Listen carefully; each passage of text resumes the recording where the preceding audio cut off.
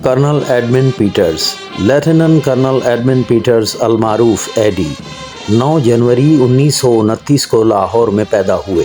इनके वालिदैन का नाम जॉन पीटर्स और दिलदारी पीटर्स था। इनका ख़ानदान 1915 में अमृतसर से आकर लाहौर आबाद हुआ था। ये अपने 9 बहन भाइयों में सबसे छोटे थे।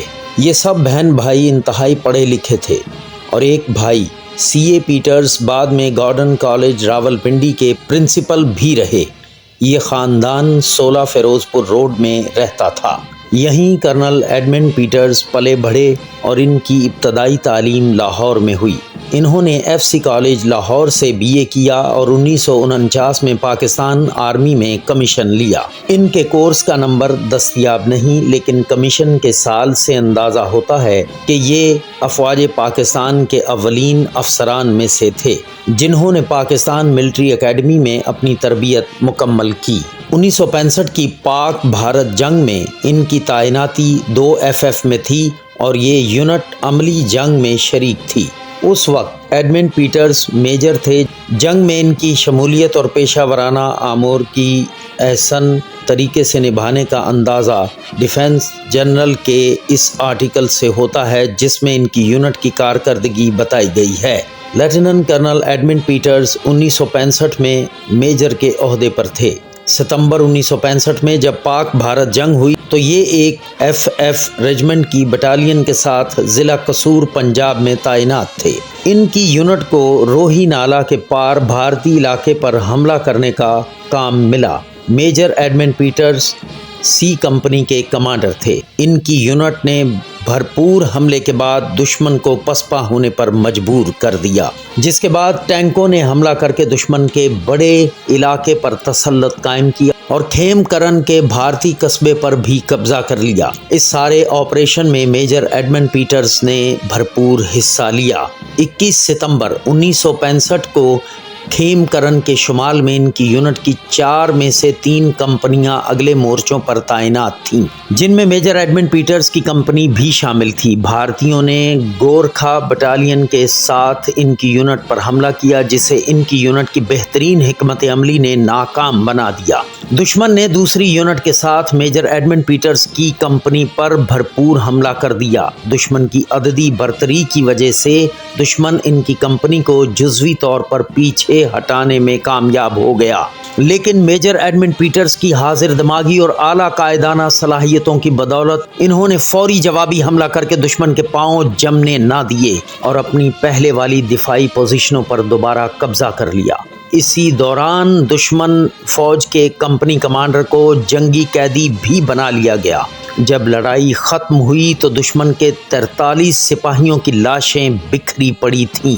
बड़ी तादाद में असलहा और दिफाई सामान पर भी कब्जा कर लिया गया। जंग के बाद ये लेफ्टिनेंट कर्नल हुए और इन्हें 20 FF की कमांड दे दी गई, जो इन दिनों हालत अमन में सियालकोट में थी। जब 1971 की जंग शुरू हुई तो उन दिनों ये 18 FF को कमांड कर रहे थे, जो वाहगा बॉर्डर पर दिफाई पोजीशन पर तैनात थी। और कर्नल एडमंड पीटर्स इन 9 मसीही कमांडिंग अफसरान में से एक थे जो लाहौर कसूर सेक्टर पर तैनात थे। और ये ना सिर्फ पाकिस्तानी मसीहों की अस्करी तारीख का एक शानदार बाब है, बल्कि पाकिस्तान के बनाने वाले कायदीन के इस ख्वाब का भी मुंह बोलता सबूत है कि पाकिस्तान में रहने वाले हर शहरी का है।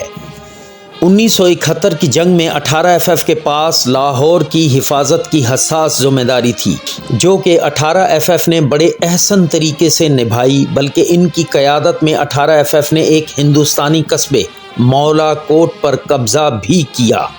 जंग के बाद इन्हें फुल कर्नल के ओहदे पर तरक्की देकर GHQ में तैनात किया गया, जहां से ये 25 साला शानदार फौजी करियर से रिटायर्ड हुए। रिटायरमेंट के बाद इन्होंने वकालत की तालीम हासिल की। 2 FF जो कि शायद इनकी मदर यूनिट भी है, इन्होंने ऐसी आला पेशावराना इखलाकी कदरों और डिसिप्लिन का मुजाहरा किया कि आज भी इनके नाम से हर साल पीटर्स चैलेंज ट्रॉफ़ी के नाम से एक ट्रॉफ़ी ऐसे अफसर को दी जाती है जो आला इखलाकी इक़दार और पेशा वराना मयार का मुजाहरा करता है।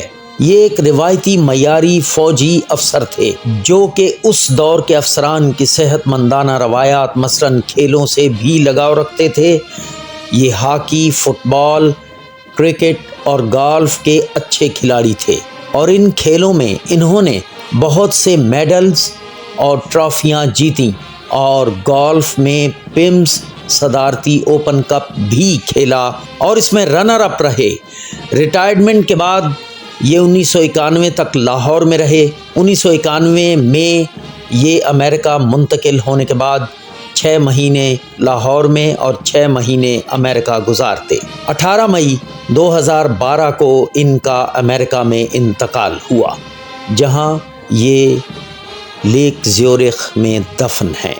ان کی بیوہ پریسلا پیٹرز اور بیٹے دلشاد پیٹرز اور شہزاد پیٹرز امریکہ میں مقیم ہیں۔ پاک فوج زندہ باد، پاکستان پائندہ باد۔